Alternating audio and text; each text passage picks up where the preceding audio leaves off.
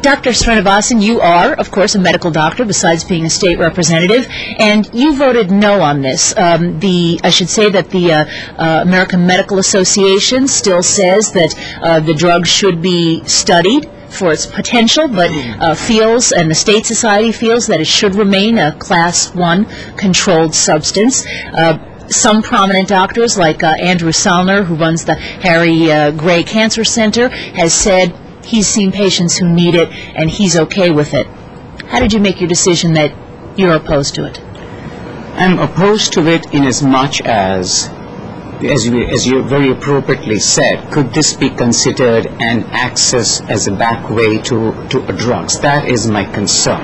Are we going to say yes to this, and this becomes a starting point of acceptance in society of marijuana, and that leads on to, as we know, to other more serious drugs?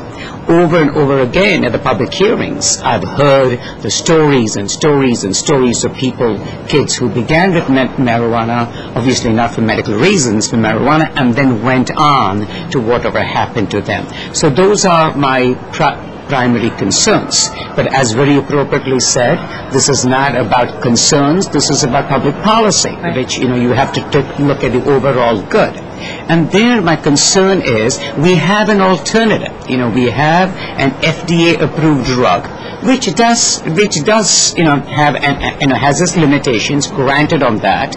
But to me, when Marinol is available, and there are two other drugs too that I'm told that are in the pipelines that are being evaluated. One is available in Canada, and the other one will soon be available in the United States as well. So the indication for marijuana is very, very restricted. You're talking about severe weight loss. We're talking about severe nausea, severe vomiting that is just not treatable with the conventional form of treatment. And there, my suggestion would be, if you have Marinol that is available, or the other drugs that are going to be coming down the pipeline, that might be a better option for this compassionate care. I'm all about compassionate care. A being in public policy, and B as a physician. So it is not a question of should these people not be treated. They definitely need to be treated. No question about that at all. But my concern is what would be the best way to treat them, and I feel we have an alternative. One of the discussions that came up when we heard it on tape there was that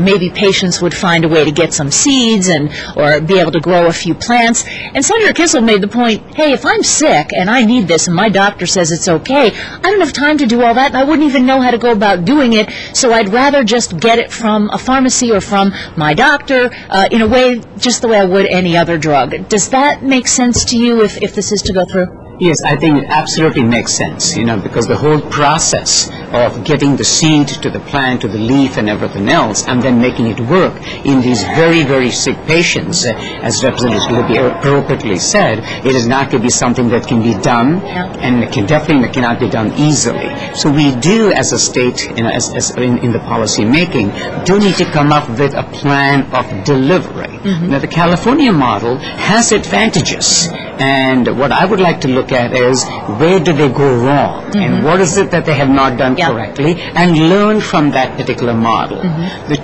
three important components of the California model are, A, is when these people come to these dispensing places or where they get them, they interact with other people, with similar illnesses. That is extremely important, so when that whole component of interaction and sharing stories, with people who are there does have its advantages. We all know that. You isolate a patient, with terminal disease as compared to interact them with somebody in similar settings, you do have an advantage. So that dispensing system, the collectibles as they call, does have that advantage. The other component is these medications or the plant has to be used on a very frequent basis, sometimes every couple of hours. And so if they go to the dispensing collectible, get the medication, they use it in conjunction with everybody else, that gives them enough time then to go back home and take it with the next 2 hours or 3 hours. So there are advantages of doing it in a group kind of a setting, but obviously we have the advantage, Connecticut compared to California, we can learn from them. And what is